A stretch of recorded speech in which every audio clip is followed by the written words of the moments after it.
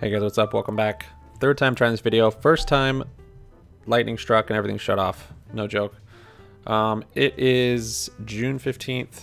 We're looking at GME today. We're looking at the SPY, the overall market. New information coming out on GME. Not on GME, but everything surrounding it that's causing GME to short squeeze. Make sure to sub up, like up, comment down. Happy money sticks around. I've been reading so many different DDs and information that I might sound a little scattered. That's the reason this is the third one, not the second one. The second one, I just got lost in a rabbit hole of DD and thoughts. So I'm going to try and keep it clear and concise. I'm going to start with 005 has now been approved, accepted, it's active. And okay, that's the same one. And that's kind of what one of the things we've been waiting for. It's not maybe as good as some people were thinking, but I think what it does do is it basically tags or makes evident lent shares. So we will be able to at least be able to identify shares that are actually lent out or not, which will be more conclusive on how many naked shorts there are, etc. Another thing that came out was a guy writing a DD about the short interest report to FINRA and how typically when they are reporting their short interest, they have a myriad ways of basically fudging it so that their short interest, they can report it being lower without technically being fraud. So typically when they have to report that, the price action shoots up because that's one of the ways they have to do it to report it. So it's not 200% of the float. So they've been reporting 30%, 50%, whatever it's been. But I guess this time it didn't go up and the price action went down. And you can read the DD on that. But the consensus is basically that, okay, that's the same one, is that they've given up. Or this is the beginning of them giving up. And then also with the European, the banks, they're not letting the banks now loan money for the bonds. They basically see that the banks are all way over leveraged on debt and they don't want to be a part of that. So they just tighten the reins over in Europe a bunch. And basically, I think if they did that here, that would be it.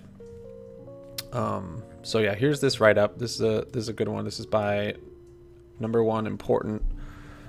And he goes into explain all the different ways that they're basically covering these shares, or not covering, but hiding all these shares. And the thesis though is that typically the price action is positive when they have to report or before they have to report or however, but this time it actually dropped. So when the report gets published on the 25th, a lot of stuff happening on the 24th and 25th next week. It will potentially be a lot higher. I think it's been 30%. Not just 30%, it'll be minimum 60. So he's saying it's been 20%, it'll be 60. That doesn't mean that's the entire amount, that's their entire position. I'll just read the sentence right here. Not just 20%, it'll be 60% minimum, and it'll be just the tip of the iceberg. That number will only represent a couple weeks of shorting. Not only that, that will only be the proper shorting. It won't be naked shorting, it won't be shorting in the options, it won't be shorting in the dark pool, it's in the ETFs. That's just one very, very small part of it.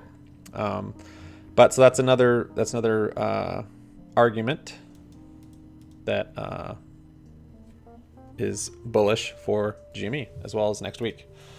Visually, nice cup here, building a little handle for a cup and handle bullish formation where it will potentially break out and then break past its resistance and go crazy. This is actually fulfilling pretty much all the criteria you want for a cup and handle so far.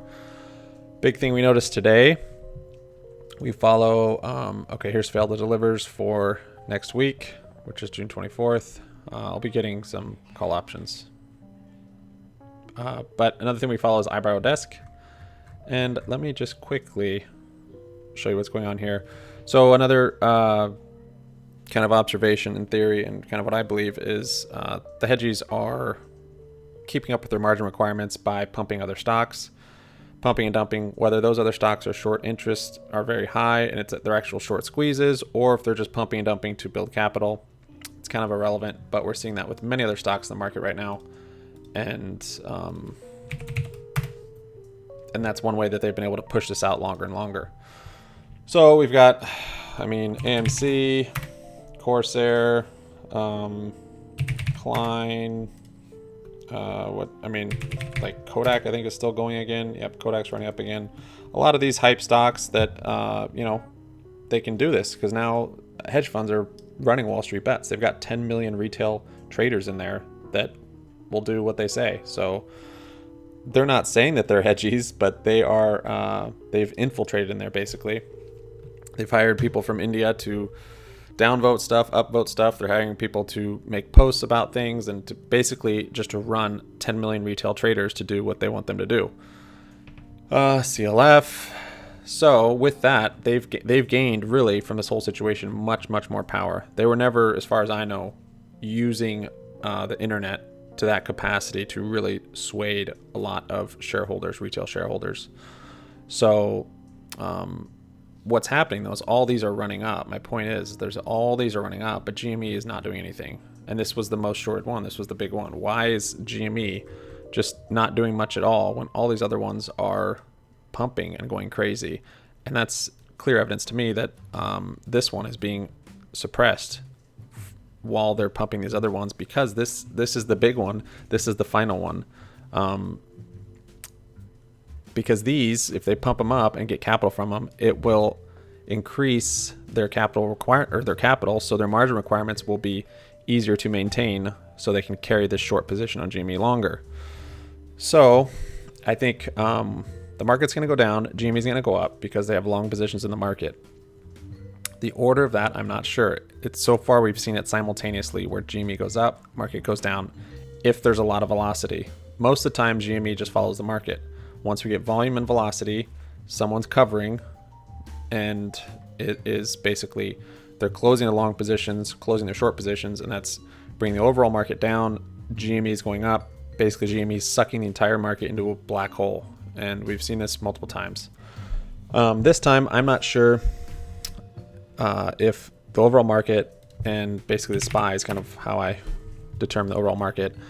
I'm not sure the catalyst even could be the overall market crashing, irrelevant of GME, but because of over-leveraged banks and everything that's going on that would cause this to happen. And with that, GME would probably also crash because it pretty much follows it, unless it's because someone's covering. So it could be markets crashing, GME's crashing, and then at some point, if their long positions lose that much value, they're going to have to start closing either long positions or short positions. If they close long positions, it'll apply even more pressure to the downward side on the overall market. If they close their short positions, that's when GME starts to turn around and go crazy. So GME might start going and then the market crashing, GME crashing, and then GME going. I'm not sure the order, but if you can kind of wrap your head around that, it'll help you understand when the market is doing one thing and GME is doing another thing and how to figure out what's happening. One thing we noticed today, so another theory or another idea on how AMC and all these other pump stocks, Klein, Clove, whatever, shorted or not, they are being pumped in Wall Street bets. People are buying into them. Either their short squeeze are actually happening, that's great, or they're just being pumped and dumped.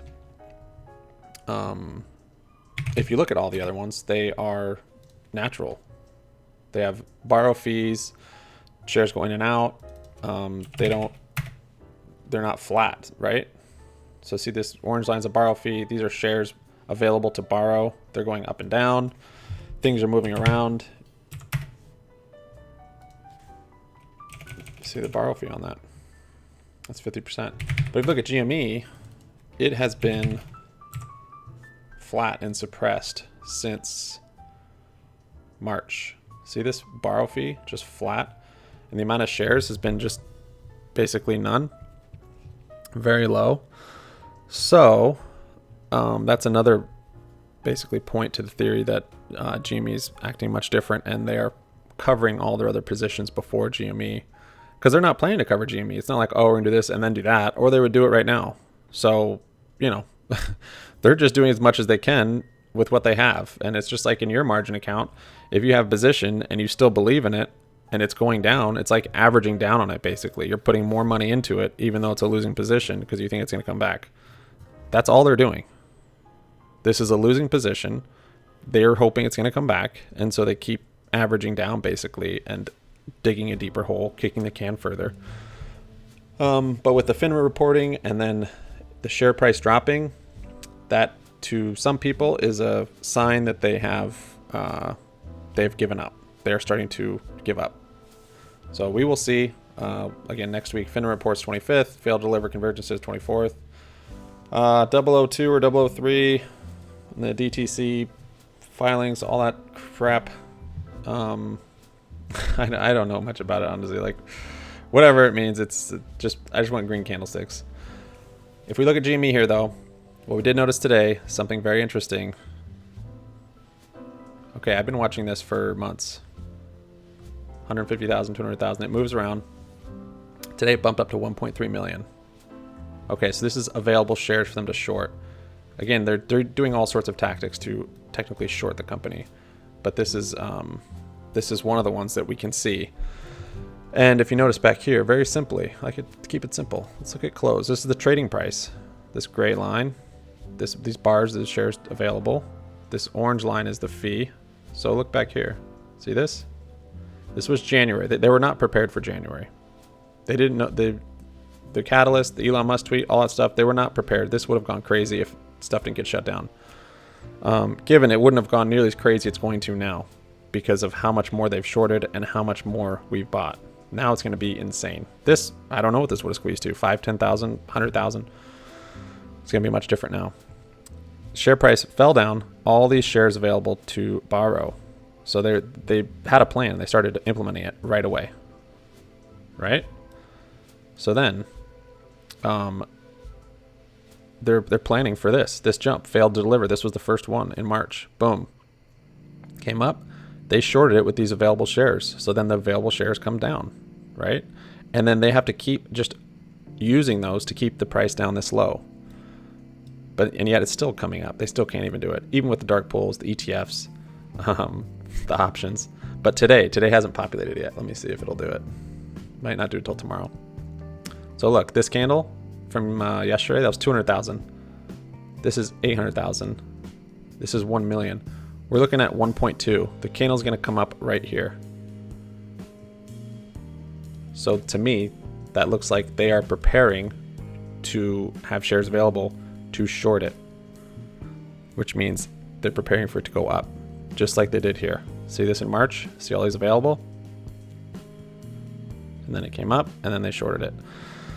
So that to me is a huge deal. This also might not mean as much as I'm reading into it, where they're getting these shares available so that they can short it because they're planning on it jumping.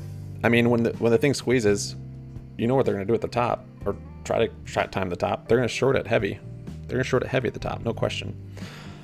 This also could just be Ryan Cohen offered 5 million shares. This could be part of that are now back in the market and they haven't been reapothecated all over the place. So it could be that, or it could be kind of what I was saying, or some of both, really. I don't know. Man, I should have taken more notes today. A lot of different stuff going on. I'll just go over the options. Whew, fired up. So I sold the puts and I thought 210 was probably a support, and turns out today it definitely was. So bounced right off 210. I don't know if it'll continue to respect that or if it'll come down to that 190, but I'll probably sell some more puts tomorrow, either at this 210 level or lower. The problem with selling puts when it's bearish is, yeah, that's not when you sell puts, but I am, because I love GME and I want the shares either way. And this is the safest stock I believe in the stock market. So this is the one I want to sell puts on. They are up now 20%. They were down 60%, which I didn't want to look at, so I didn't. And now they're up 20%. And tomorrow these might be back down, and then I'll probably average into it some more. So I've got 8 of them, and we received $6,840 credit to sell those puts. So if GME closes above 210, we keep the credit, and this contract becomes or these 8 contracts become worthless. GME's below 210, they will be exercised, and I will own 800 shares of GME at $210, no matter where the strike price is. So could be good, could be bad. We will see. But I'll probably average into that some more. Market is it's at a top. I opened up plays today. This thing is it's just teetering. Michael Burry started tweeting again. Oh my gosh. What do we do today? There you go. That was very, very simple. Sold short, sold short, sold short. Those are puts I'm selling short. So that's selling puts. That's a bullish position. I opened up 5 SPY puts for July 16th, which is a month from now, for 360. My SPY 360 price target is basically just from support and resistance. I see this back here. Old resistance. I think it's going to become a new support. You think, what's at 425? 360 in a month? Yeah, maybe. I don't know. I think it's definitely going to come down. With the velocity, I don't know. How quickly? There's no way to know. If this thing starts getting some big candlesticks, big red ones, those contracts go up in value quickly. So I don't need it to come all the way down to here by that date. I just need big red candlesticks, and then I'll scale out some. And then on these big green bounces, I'll buy in some more and keep it going. This thing's way, way, way overextended. This market's going to come down. GME is going to go up. That is my belief. That is my conviction. I could be wrong. Trade and invest what you believe in and what your convictions are. Whew. What else? We said Tesla was going to come down. So we actually also have, let me show you this. We have the call credit spread on SPY, which is a bearish play. That expires tomorrow. I pull that up here. So that's this one, 423, 424, call vertical. And we've got 11 of those. That's $671 that we will receive if SPY closes below 423 tomorrow. So we'll see. It was looking weak today and then kind of rebound a little bit. Yeah, that's kind of actually a stretch for tomorrow. So I might roll that over or might close it. I'm not sure. Also have a Tesla call credit spread, which is bearish play, 6025, 6075. It's up 10% because Tesla is actually now below that. So it's out of the money. It's at 599. And I think it's going to probably keep coming down. Yeah, I think it'll be below that. So those are both nice. We have the UONE shares, and it had a little settle down today, little consolidation. Consolidation with this much velocity and speed is 12.5%, which is pretty large. However, if you look on the daily, looks good, just consolidating and kind of bouncing off that trend line or moving average. And then also eyes. So UONE I'll probably hold until Thursday or Friday. See what happens with that. Same thing with eyes. This one's still above the moving average. Had a nice consolidation, a drop of 9% today. We're up on both those still. I will be continue to holding them. Our long term is beautiful because it sits there. We don't touch it. We just buy and hold. We sold a covered call on Airbnb today. I have one on Corsair that I sold a while ago. And then I have 2 on UWMC. Any of these that are going to be in the money, expiration, I will be rolling them over. I tried to sell one on Rocket. It's too late though. It's too late. So Airbnb is up 1.5% today. Okay. So GME, eyes, UONE, SPY, other meme stocks. I don't want to call them meme stocks, other hype stocks. I think we went over all of it, guys. Sub up, like up, comment down. Happy money sticks around. We've got a Discord. Shout out to you guys on Discord for contributing, sharing your DD and your thoughts. Follow us on Twitter at Happy Money YT. And we will see you tomorrow. I'm fired up. I got too much stuff on my mind. Sorry I couldn't keep it clear, concise, and short. All right. See you tomorrow, guys. Peace out.